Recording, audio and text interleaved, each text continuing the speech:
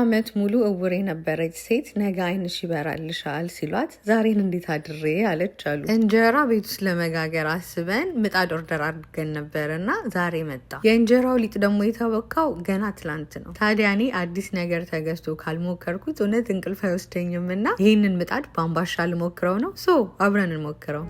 ስወድህ ውደደኝ እንካ ፍቅር ባቅሜ ማርኮኝ ግዛኝ ልብህ አትጠይቀኝ እድሜ አፌ ቃል ቢያወጣም አይሰማም ድምፄ ስንት ነው አትበለኝ ካልነገረ ገፄ ስንት ነው ስንት ያየውን አይገልጸው ፍቅር ጠቡን መውደድ ካልሆነ መርኪያ ስንት ነው መለኪያ